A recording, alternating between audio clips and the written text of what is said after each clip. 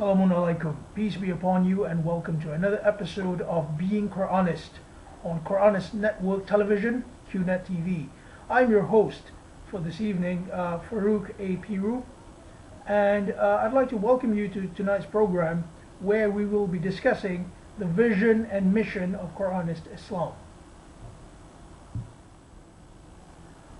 When we discuss the vision of a particular organization, a particular group, a particular association, we are articulating why that group was conceived.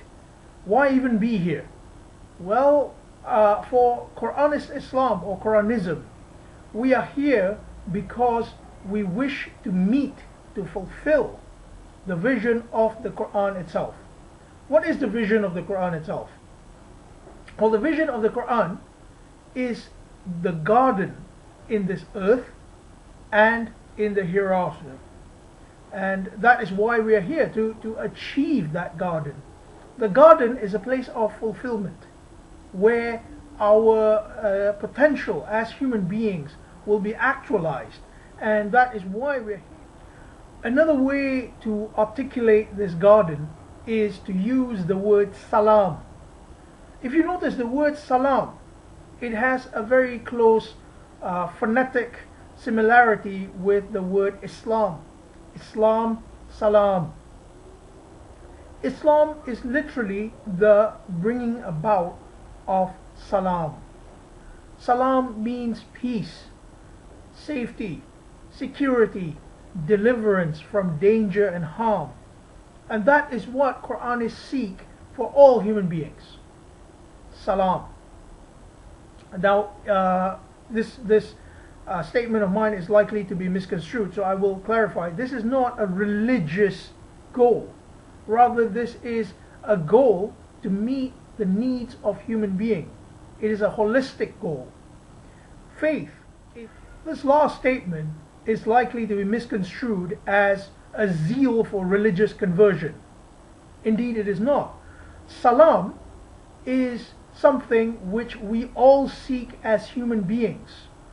Can you think of an ideology which does not seek peace for all human beings, safety for all human beings, fulfillment of potential for all human beings, deliverance of all human beings from harms and dangers? Every ideology in the world seeks this. And the Quran is giving you God's version, or at least what we believe to be God's version of how to achieve this. And this is the vision of Quranist Islam. It is exactly the same as the Quran. We seek salam. We seek the garden on earth and in the hereafter. So now we come to the mission of Quranist Islam or Quranism. The mission comprises the steps which we need to fulfill in order to achieve that vision. So we have a number of missions to fulfill. And the first mission is to extract from the Quran solutions for the problems humankind faces. So we live in a world of problems. I mean, at the moment is probably the global recession, and then we have the famine in the Horn of Africa at the moment. We have tyrannical regimes which oppress the people and disallow them from achieving their full potential. Well, Quranists are dedicated to finding solutions for these problems. And believe me, the Quran is replete with these solutions. Indeed, if you read the stories in the Quran, for example, the story of Musa, the story of Shu'aib, the story of Saleh, Hud, Nuh, it is about finding solutions for the problems humankind faces. So this is what we need to do. We need to present these solutions. We need to research the Quran and extract these solutions and offer them to human beings. This is the first thing we need to do.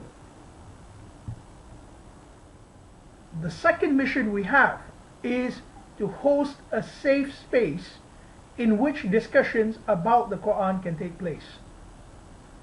If you go to perhaps an Islamic space, any Islamic space, whether in cyberspace or in real life, if you offer an interpretation of the Quran which is not authorized, your interpretation is likely to be thrown out, and you are likely to be thrown out as well. Now, the reason for this is because these interpretations have been given an aura of sanctity and thus divinity. And this is absolutely against the spirit of the Quran. We respect the rights of various Islamic groups to have their own traditions, but because of their following of these traditions, unfortunately, they can no longer host a safe space for free Quranic interpretation. And that is why we are here. We are here to offer you that safe space. You may come in into our forums, our discussion groups, and say what you think about the Quran. We are willing to listen to you and share notes with you, and have you share notes with us. That is another reason why we're here.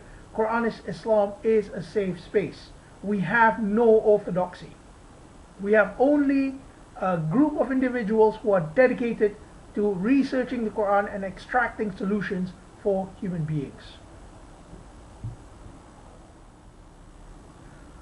The third goal for Quranist Islam requires us to remind ourselves where it is situated.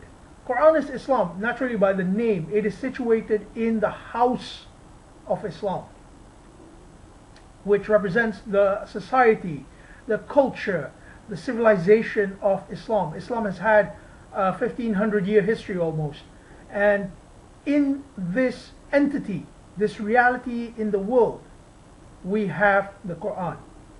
So you are not likely to find the Quran in the Japanese civilization, or the South American civilization, or the European civilization. Rather, the Quran is indigenous to Islam. This in no way makes the Quran a human text. The Quran is divinely inspired, but it is carried by human beings. So these human beings have also a culture of their own. These human beings called Muslims, they have a culture of their own. And this culture has been made into traditions. Sadly, some of these traditions contradict the Quran. One particular and most glaring thing is the punishment for apostasy. This absolutely contradicts the Quran. So here comes in the third mission of Quranist Islam, which is to present a critique of Islamic traditionalism so that those who wish to follow it, and it is a wish, it is not obligatory to follow traditionalist Islam. Those who wish to follow it may do so without contravening the Quran. So what should we do here? Well, we should analyze the history and the architecture of traditionalist Islam, and we should show how the Quran contradicts it in various places. The Quran does not contradict it absolutely. I mean, here we must be very clear. There are so many things in traditionalist Islam which are parallel to the Quran, even support the Quran's goals. But there are things which also contravene, as we've shown with the punishment for apostasy. There is also stoning. There is also authoritarian interpretations. This is all against the spirit of the Quran. So the last goal, the last mission which we hope to meet, to undertake, would be this: to present a critique of traditionalist Islam so that those who wish to follow it may do so without contravening the Quran. So there we have it, the vision and mission of Quranist Islam. If you analyze the vision and you look back at the Quran, you will find that the vision and the Quran are parallel to one another. They are similar. Obviously the Quran has a much bigger exposition of this vision, and it tells you how to get there. The missions which we have help us to meet that vision, and we need to also think of other missions. Perhaps I've missed out submissions. It's quite likely, considering that this was quite contingent to the stage in which we are at the moment. So we welcome your feedback, and we hope that you could provide us with your comments on the vision and mission of Quranist Islam. Thank you very much once again for your viewership. Please stay tuned for some news commentaries as well as responses to critics, where we will be discussing Suhaib Webb's sources of Islamic guidance. Thank you once again. Bye.